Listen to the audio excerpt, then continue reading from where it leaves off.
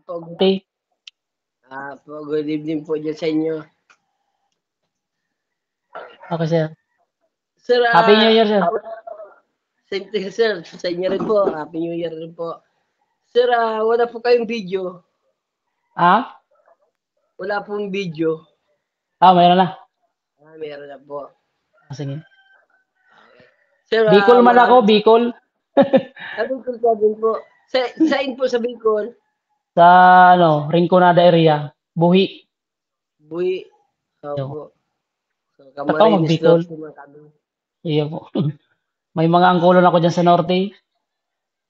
May ma-uncle ka po dito? Iyo po, mga apelyido Galloria. Gallora.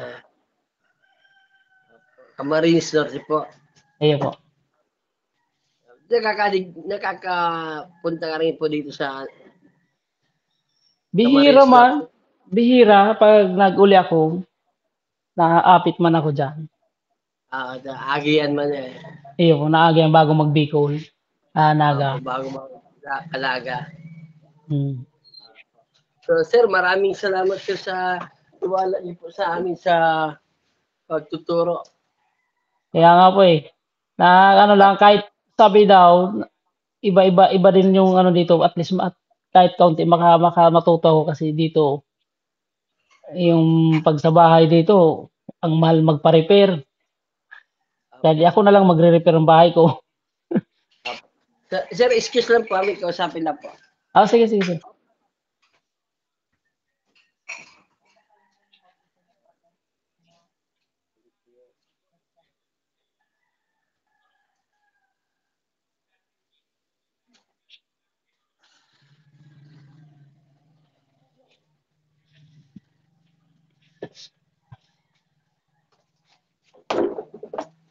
Okay. So, maraming salamat sir sa tiwala niyo po sa amin sa pagtuturo.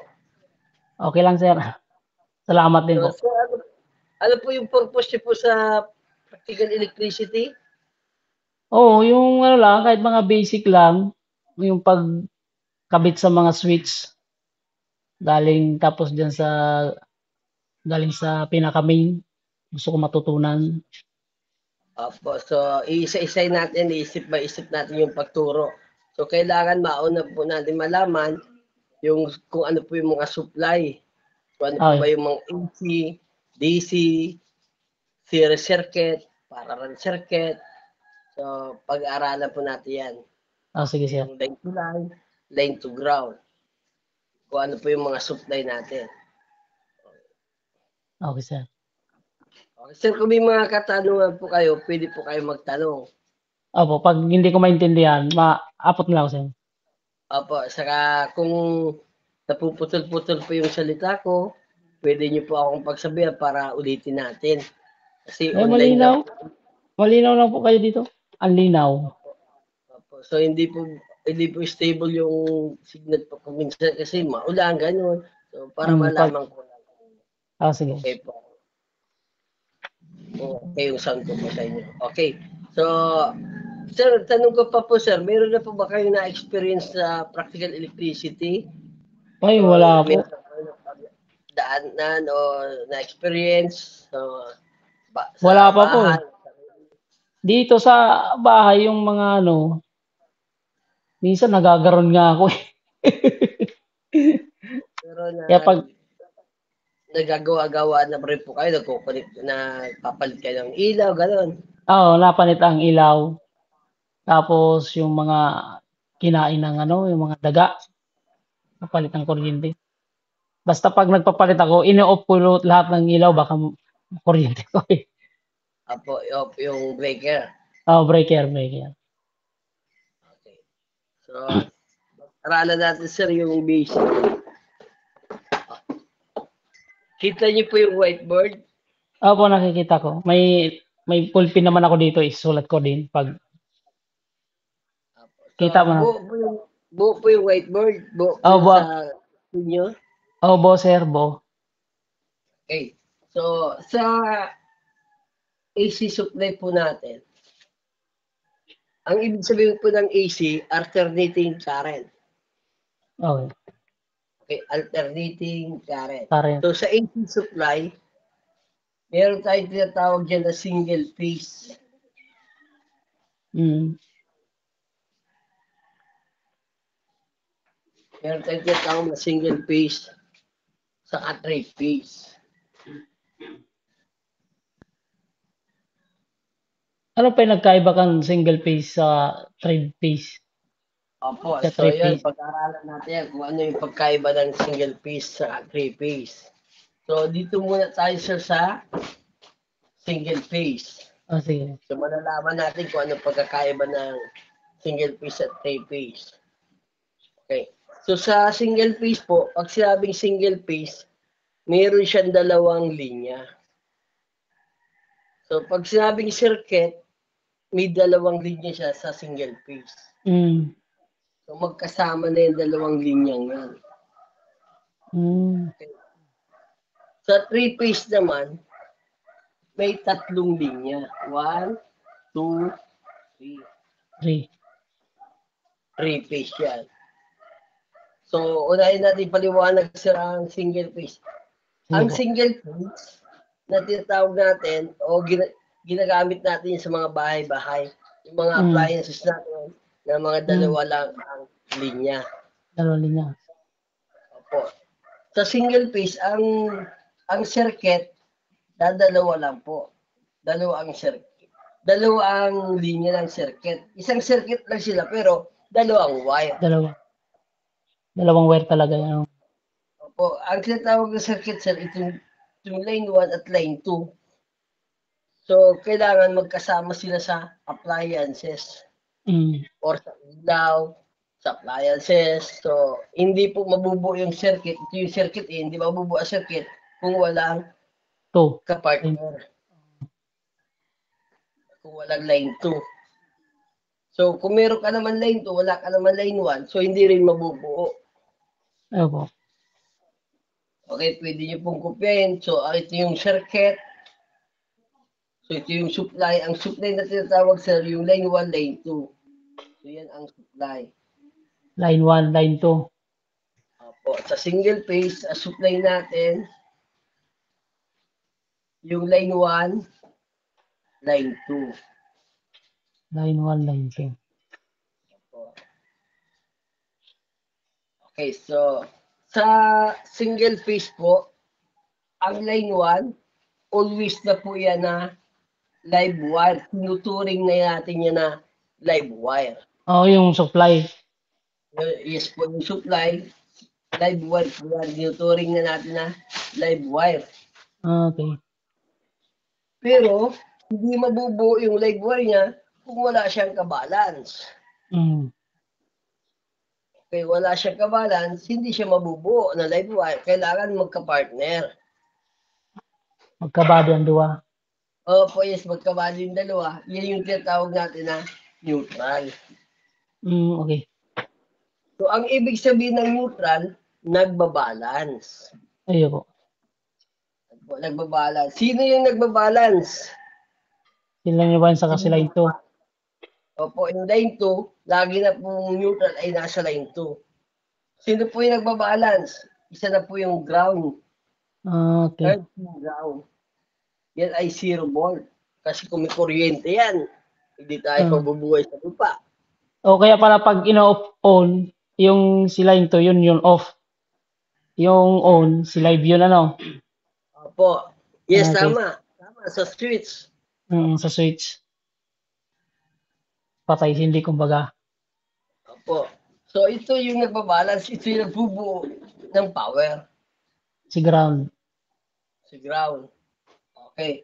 Kaya, kapag binalance natin yung ground, so magkakaroon ng supply. Okay. Magkakaroon supply. Pero kung walang kahit isa sa kanilang dalawa, kung mawala, so hindi mabubuo ang supply kasi walang balance, walang magbabalance. Walang ground saka walang live. Oo. Okay. So yan ang tinatawag natin na Single line to ground. Oh, So, yung line live saka ground. Opo, kahit tinawag na line to ground. Okay. Okay. So may dalawang klase na nagbabalancer, hindi lang ground ang pwede mag-balance. So mamaya yung isang klase naman na nagbabalance. Kaya may tinatawag na line to ground sa line to line. Tigkokopya ko, sir, eh. Apo. Para may idea ba. Sige, sir, continue mo lang, sir. Okay, so Nagkikinag. okay ka na dito sir, i-restore para makasulat ako ulit. Okay na po yan. Okay na. Tapos na rin ako. Kuha ko na. Okay. So doon naman po sa line to line, live wire pa rin po yung line 1. Hmm. Ang neutral, taga-balance, laging Ano ba? nasa line 2. Okay. So kung nag-balance sa kanya ay live wire, so parehas sila live wire. So hindi galing sa lupa. Hindi, Pero walang off. yung pangalawang nag-balance, yung pare ang tinatawag natin neutral. Neutral. Opo. So hindi rin mabubuo ang live wire kung walang neutral. Neutral. Kung wala yung line 2, kung wala yung live wire, another live wire. Okay. So yan ang tinatawag natin na line to line. Line to line. Opo. Okay. So sa madaling sabi sir, yung pinapaliwanag natin, isang uri lang yan ng mga palatandaan. Tagging. Palatandaan natin yan. Kung ano Okay, ba sir. yung nilalagay sa line 1, ano ba yung nilalagay sa line 2. Ano ba meron sa line 1 at ano ba meron sa line 2. Line 2. So iyan sir, ginagamit natin yan para sa trabaho. Sir, hindi para sa naka-display lang sa sulat. Ginagamit natin yan para sa trabaho. Paano Okay. po gamitin? Pag nagtatrabaho na tayo, so halimbawa ito yung breaker. So ang nakalagay sa unahan, laging line 1, laging live wire. Ang nagalagay sa line 2, laging neutral or live wire or ground. Ground. So depende sa magpapalan sa kanya. Kung nasa line to line tayo, ito live wire, ito kabila live wire pa rin. Kung nasa line to ground tayo, yung kabila ay 0 volt. Yan yung ground. Yung ground. Okay. So yan po ang trabaho nila kaya mayroon tayong palatandaan. Okay. Line Kasi to line. hindi naman papayag ang line 1 na nasa panghuli. Oh, laging nasa unahan. Unahan eh. Okay, tanda ko, sir. Okay.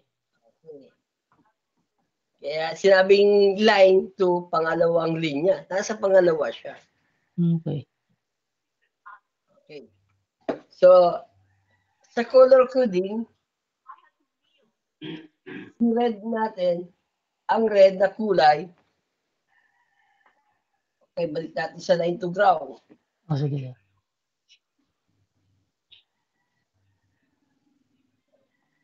Sa color coding, ang red, live wire. Live wire. Okay, so yan yung tinatawag natin na line 1. Okay, line 1. So, ibig sabihin, live wire yan.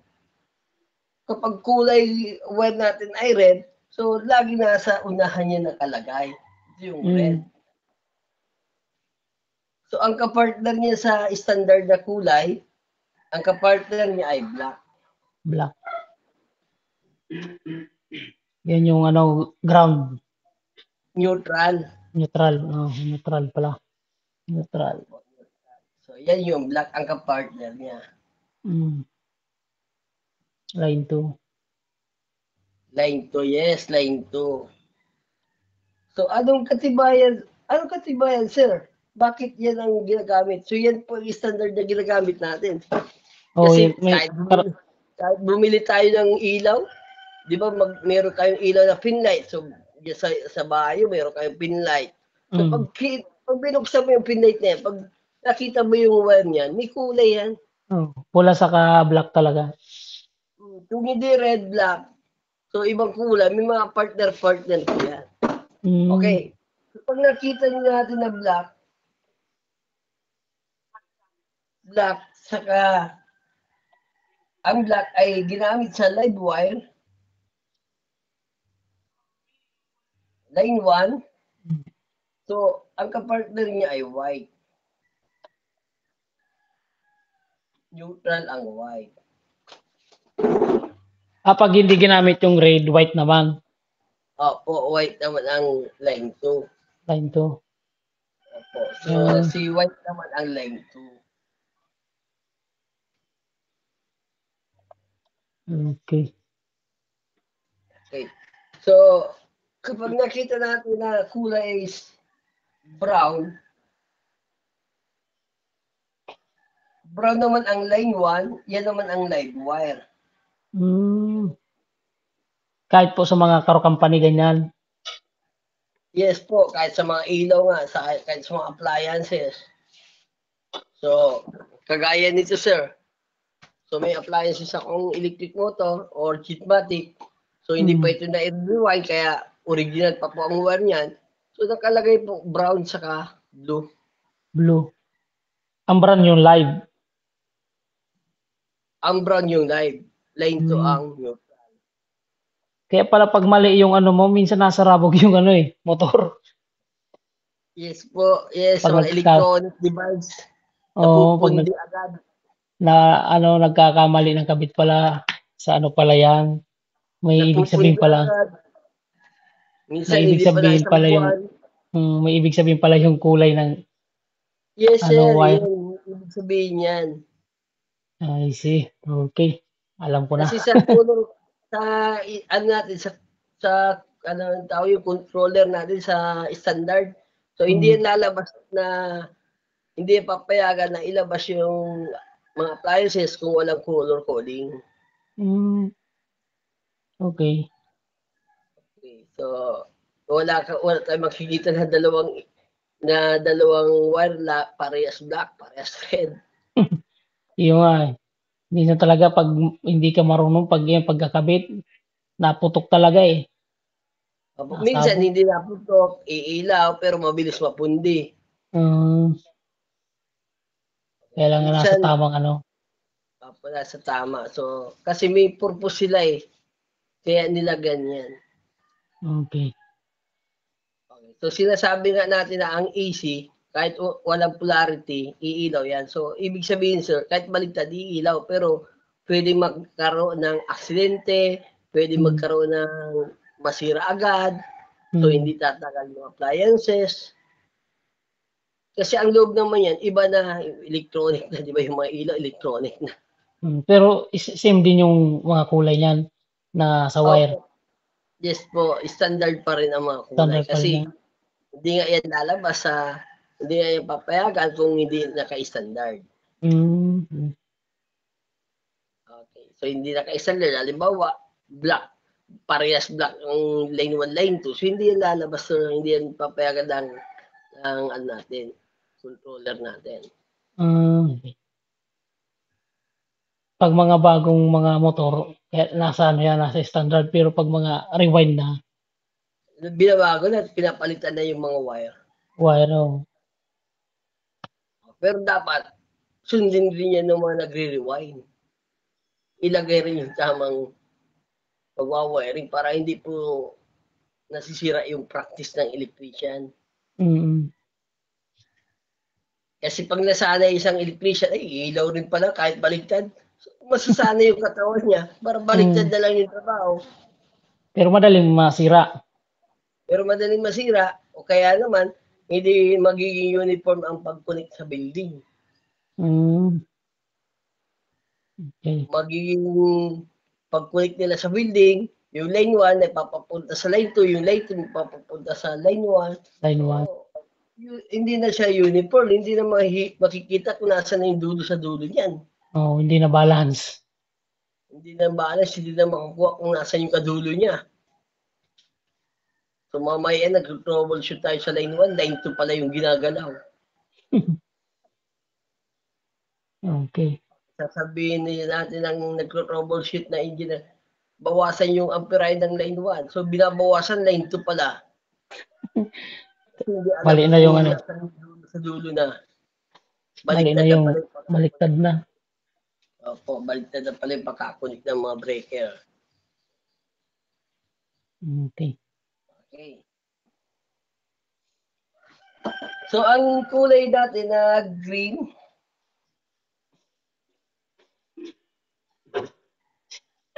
so yun yung tagging naman na palatandaan natin na earthing ground, yung masumusobrang power, yun na ibinabalik sa lupa. So, earthing ground yan. So, ang symbol niyang earthing ground natin, ganyan ang symbol ng earthing ground. Ganyan. Okay, green ang kulay ng wire na inalalagay natin sa standard. Green. Okay, sir. Green. So, or yellow-green. Yellow.